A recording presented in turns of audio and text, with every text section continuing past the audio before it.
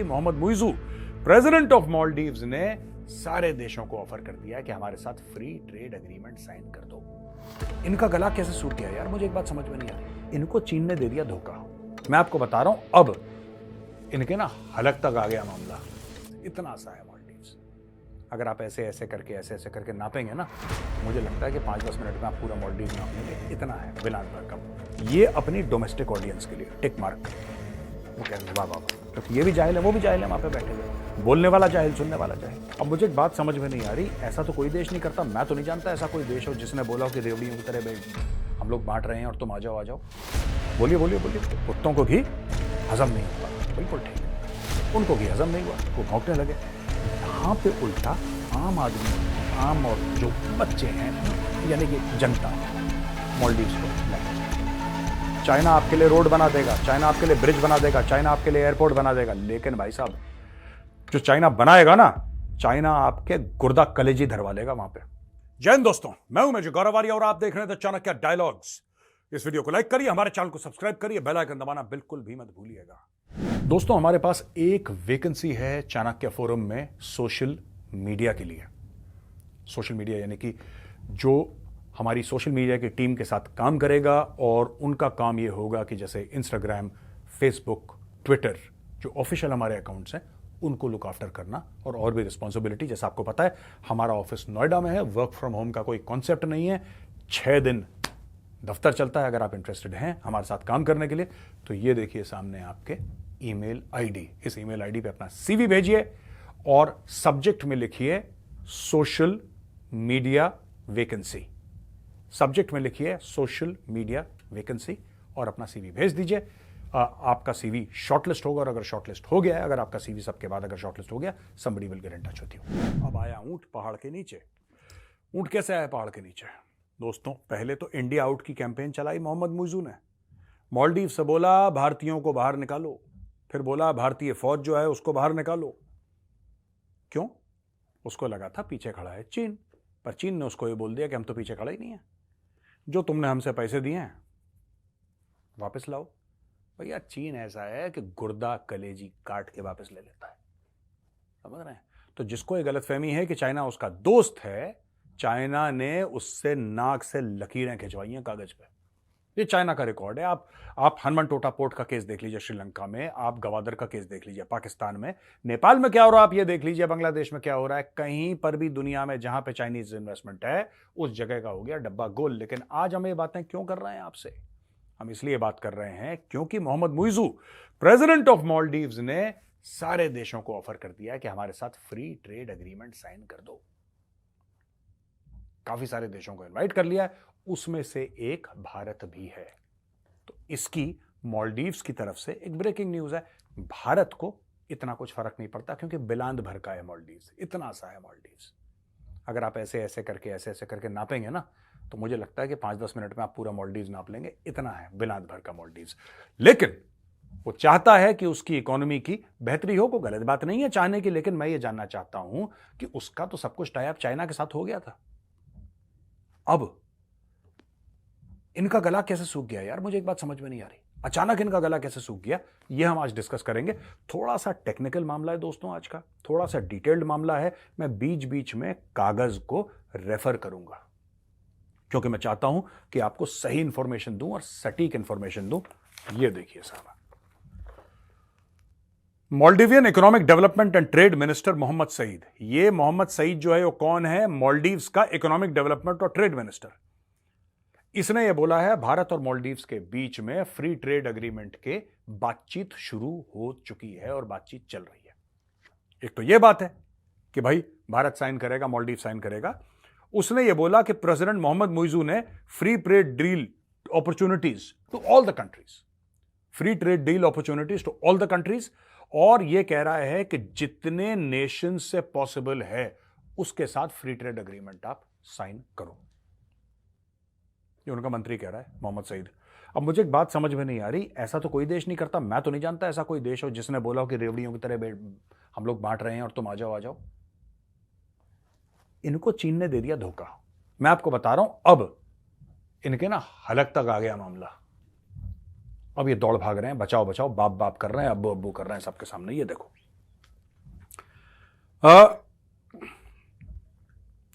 SAFTA, अब यह बात है कि they want there to be free trade agreement with the Maldives in addition to SAFTA. SAFTA क्या है? South Asian free trade agreement. ये इसने पीटीआई को बोला, प्रेस ट्रस्ट ऑफ इंडिया जो न्यूज एजेंसी उसको। अब मैं आपको बताता हूं ये साफ्टा क्या है दोस्तों, ये भी आप समझ लीजिएगा, बड़ी इंटरेस्टिंग चीज है। The south Asian free trade area is a free trade agreement reached between the members of South Asian Association for Regional Cooperation। SAARC का आपने नाम सुना है? तो सार्क से बना साफ्टा। ठीक है जी, सार्क के जो देश हैं उनसे बना साफ्टा। और इंडिया, पाकिस्तान और श्रीलंका को बोला था कि आप 20% 2007 तक 20% टैरिफ जो है आप कम करेंगे। समझ रहे हैं दोस्तों? 20% आप टैरिफ कम करेंगे। और लीस्ट डेवलप्ड कंट्रीज जो बहुत कम डेवलप थी, जिसमें शामिल नेपाल, भूटान, बांग्लादेश, अफगानिस्तान और मालदीव्स, उसको बोला कि आपको 3 साल और मिलेंगे, यानी कि बाकी सब ये 2007 कर रहे हैं, आप 2010 तक कर लेना। तो एक तो ये स्टोरी है, ठीक है ना, यानी कि स्पेशल एक्सेस आपको मिलेगा, स्पेशल आपको प्रिविलेजेस मिलेंगी। उदाहरण के लिए मैं आपको 100 रुपए का माल बेच रहा हूं, मतलब मेरी तरफ से 100 रुपए का है, लेकिन जब तक आपके देश में वो जाता है तो वो माल हो जाता है 200 रुपए का, क्योंकि उस पर टैक्स लगता है, ड्यूटी लगती है, टैरिफ लगता है, लग लगा के उसकी कॉस्ट 100 रुपए की 200 हो जाती है। लेकिन जिस देश में आप भेज रहे हैं वो देश कहता है कि नहीं, आप हमारे दोस्त हैं, आप हमारे मित्र हैं, तो हम आपके ऊपर सिर्फ 50% टैक्स लगाएंगे, हम आपके ऊपर इतना लगाएंगे ही नहीं। तो जो 200 का माल बिकना था अचानक वो हो जाता है 150 का, और जब वो हो जाता है 150 का तो फिर वो कॉम्पिटिटिव हो जाता है। फिर आप भी मार्केट में थोड़ी सी हलचल अपनी कर सकते हैं, वरना लोग कहेंगे यार वही माल देखो, मुझे चाइना का मिल रहा है, इतना सस्ता मिल रहा है, तुम्हारा तो महंगा है, मैं क्यों खरीदूं? चाइना का 150 मिल रहा है, तुम्हारा 200, सेम चीज है, मैं क्यों खरीदूं? होता है ना, आदमी कॉस्ट भी देखता है। तो ये देखिए बड़ी आसानी के साथ, बड़े जिसको कहते हैं कि आसान लफ्जों में मैंने समझाने की कोशिश करी है बहुत कॉम्प्लिकेटेड मामला, लेकिन आपके हमारे बातचीत के लिए इतना मैं आपको बताता हूं, क्योंकि मुझे और भी चीजें समझानी है। अच्छा, अब ये देखिए कि 1981 1981 में भारत और मालदीव्स ने ट्रेड अग्रीमेंट जो साइन करी थी, उसमें बोला था कि एसेंशियल कमोडिटीज यानी कि जो जरूरतमंद की चीजें हैं वो उसका आदान प्रदान होगा। और ये 300 मिलियन थी पहले 2021 में, और 2023 में ये 500 मिलियन का ट्रेड हो गया। और फ्री ट्रेड अग्रीमेंट साइन करे बिना भारत ने मालदीव्स को कई अपनी तरफ से छूट दे दी। भारत ने अपनी तरफ से मालदीव्स को कई सारी छूट दे दी कि तुम ये भी लो, ये भी लो, कोई बात नहीं, पड़ोसी हो, लो, जाओ। ये भारत कर चुका है मालदीव्स के साथ। अब देखिए, अब भारत को क्या बेनिफिट है इससे? आप ये सोचेंगे कि भैया ये सिर्फ देनदारी की बात कर रहे हो, लेनदारी की भी बात करो। भारत को क्या फायदा है मालदीव से बातचीत का? पहला भारत को फायदा है कि जब आप टैरिफ रिड्यूस करेंगे और बाकी ट्रेड बैरियर जो होते हैं जब आप उसको कम करेंगे, तो इंडियन गुड्स जो हैं वो मालदीव्स में चीपर हो जाएंगे, सस्ती हो जाएंगी। देखिए वैसे भी इंडियन गुड्स चीपर हैं, क्यों? क्योंकि जो चाइना से आती है बड़ा घूम कर आती है, उसके भी पैसे लगते हैं भैया, फ्री में तो वो भी नहीं है। इंडिया का बगल में है।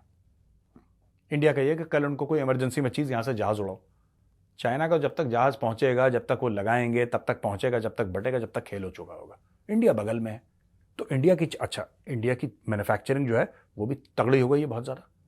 तो इनको जो चाहिए वो भारत से भी मिल सकता है। और अगर टैरिफ और ट्रेड बैरियर रिड्यूस होते हैं तो वही चीज जो मैंने आपको एग्जांपल दिया था, 200 रुपए की चीज 150 में मिलेगी, वही स्टोरी है मोटा मोटी, आप समझ लीजिए। ठीक है जी, पहली चीज। दूसरी बात, इंप्रूव्ड मार्केट एक्सेस, यानी कि मालदीव्स इंडियंस के लिए पॉपुलर टूरिस्ट डेस्टिनेशन है। ये मोहम्मद मुइज़ू की सरकार के वो 3 जो बेवकूफ मंत्री थे वो अपना मुंह नहीं खोलते।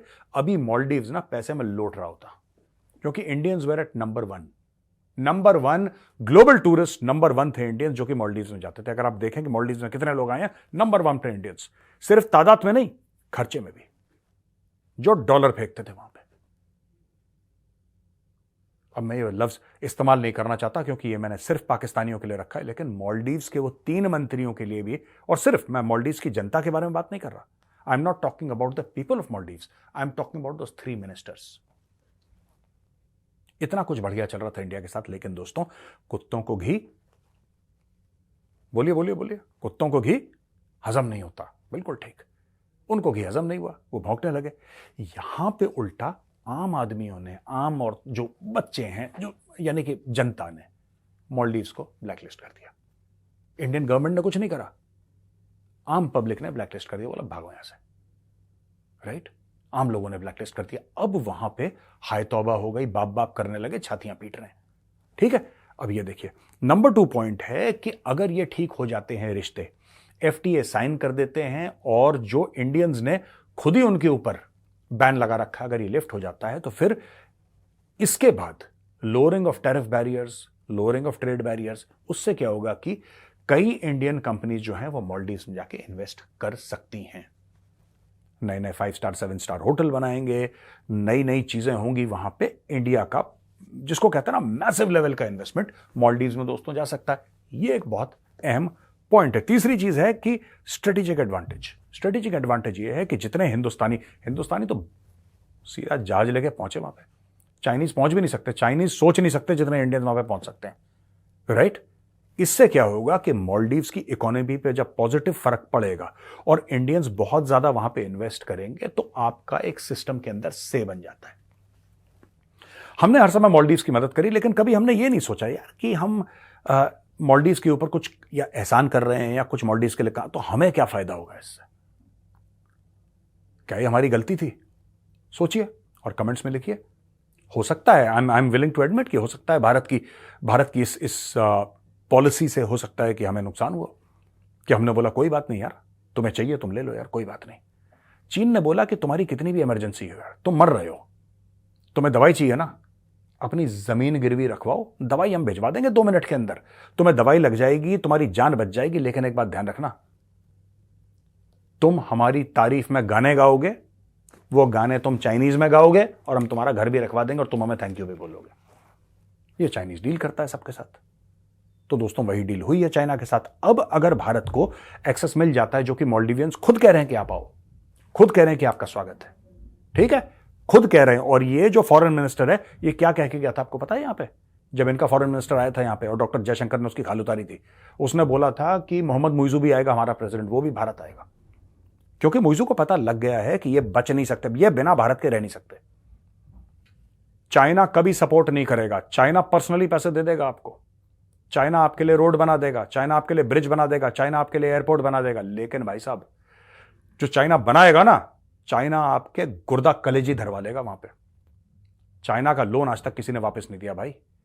वो एक जमाने में बात करते थे ना कि साहूकार से पैसे लेते थे सूद पे, चक्रवर्ती ब्याज, और कहते थे कि पुश्त दर पुश्त वापस करती रहती थी, लेकिन सिर्फ ब्याज दे पाती थी, सिर्फ ब्याज दे पाती थी, असल वैसे ही खड़ा रहता था। कहता है 5 पुश्तों से ब्याज खड़ा हुआ है, 7 पुश्तों से ब्याज। ये चाइनीज ब्याज है, जिसको एक जमाने में लोग कहते थे चक्रवर्ती ब्याज, तो बढ़ता रहता है, बढ़ता रहता है। ठीक है, तो भारत का एक और फायदा है चाइनीज जो इंफ्लुएंस है उसको कम करने के लिए। अच्छा, मालदीव्स के लिए क्या बेनिफिट है?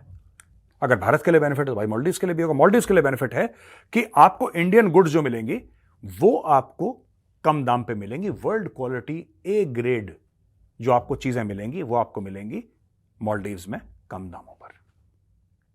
इससे जो मालदीव्स के शहरी हैं, जो सिटीजन हैं, जो नागरिक हैं, उनको फायदा होगा। दूसरी बात, जो लोग वहां पे टूरिस्ट हैं, जो आ रहे हैं, टूरिस्ट भी तो खरीदारी करता है ना, उनकी इकोनॉमी टूरिज्म से चलती है ज्यादातर, तो टूरिस्ट जो है उनसे खरीदारी करता है। वहां पे जब खरीदारी करेगा, जब सस्ती चीज मिलेगी, टूरिस्ट भी खरीदेगा, तो उनको भी फायदा है। भाई ये पैसा फिर इकोनॉमी में घूमता है ना।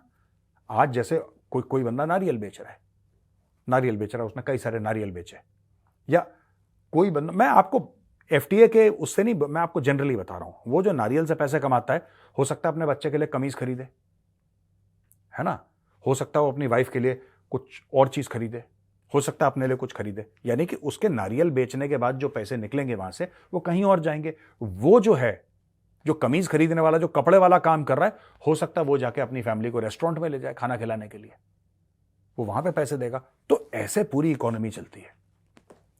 ये इंडियन इन्वेस्टमेंट की बात हो रही है, क्योंकि अब इनको चाहिए इंडियन इन्वेस्टमेंट। ये चाह रहे हैं कि इंडियन इन्वेस्टमेंट हो वहां पे, particularly in infrastructure development and renewable energy. Infrastructure development और रिन्यूएबल एनर्जी जैसे कि which are not fossil fuel type, solar energy हो गई, विंड हो गई, ये सब हो गया।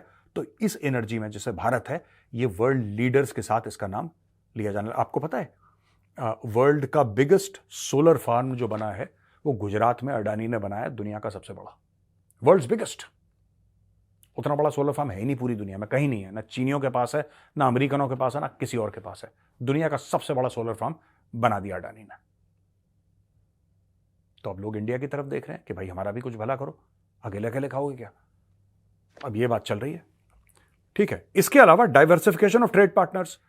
अब मॉलडीव्स जो है, ये बेनिफिट ऑफ मॉलडीव्स मैं आपको बता रहा हूं, मॉलडीव्स को क्या फायदे होंगे। अब Maldives currently relied on few trading partners, China के साथ कर ली, इंडिया के साथ कर ली। इससे क्या होगा कि इनका जो ट्रेड पोर्टफोलियो है वो फैल जाएगा। आज 2 लोगों के साथ कर रहे हैं, कल 20 लोगों के साथ करेंगे, तो जाहिर सी बात है पैसा आएगा, पैसा जाएगा, संपत्ति बढ़ेगी सबकी, it will become a prosperous country. ठीक है जी। अब चैलेंजेस क्या हैं?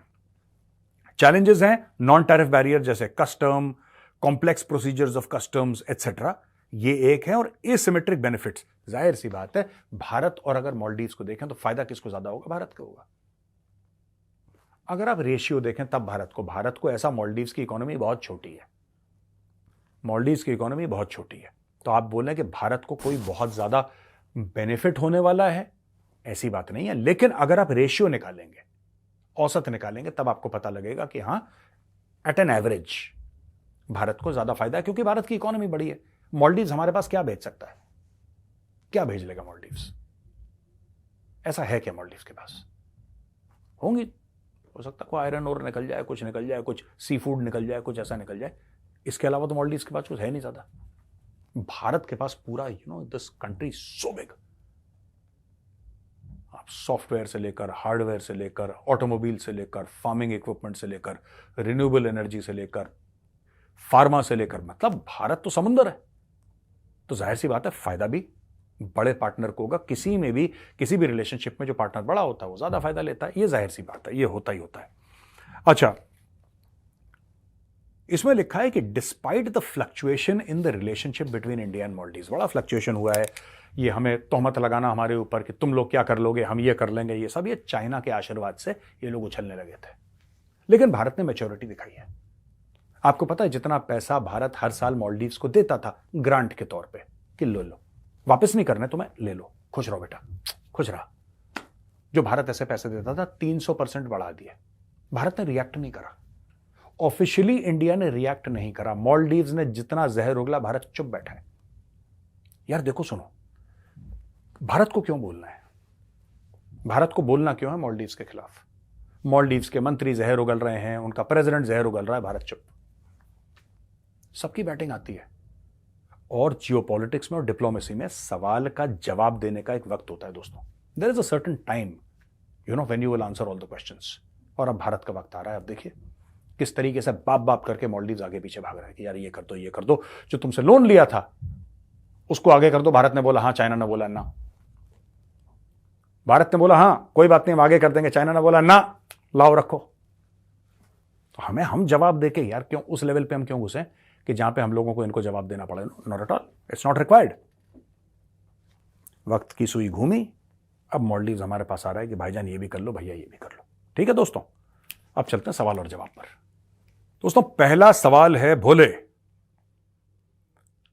सर, पाक ने यूएन में जो कहा वो 5i भी बोल कर रहा है, यूएन के टेम्पररी मेंबर बनना चाहता है पाकिस्तान, चाइना सपोर्ट करेंगे, यूएन के टेम्पररी मेंबर बन के भारत को नुकसान नहीं करना चाहता है। आपको क्या लगता है पाकिस्तान अपने मंसूबे में सफल हो पाएगा? जो भीख मांग के खाना खाता है उसके क्या मंसूबे यार?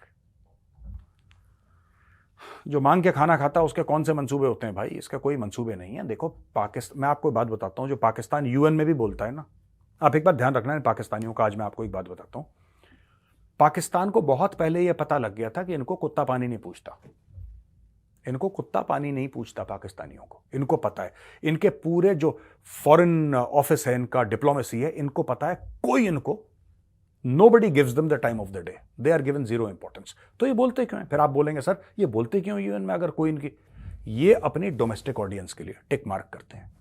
देखो हम गए थे कश्मीर के ऊपर, दहाड़ के हमने बोला, वो कहेंगे वाह वाह वाह, क्योंकि ये भी जाहिल है वो भी जाहिल है वहां पे बैठे हुए, बोलने वाला जाहिल, सुनने वाला जाहिल। आपको क्या लगता है अमेरिका, चाइना, रूस, फ्रांस ले लीजिए, यूके ले लीजिए, इटली ले लीजिए, जर्मनी ले, किसी को फर्क पड़ रहा है कश्मीर का? किसी को फर्क पड़ रहा है? ये खुद ही खुश होते रहते हैं तो ये जितना भी पाकिस्तानी ये जाके बकवास करते हैं बाहर, that is all for the domestic audience, it is not for the international audience, because the international audience is simply not interested. ठीक है जी। क्रिस्टनसन,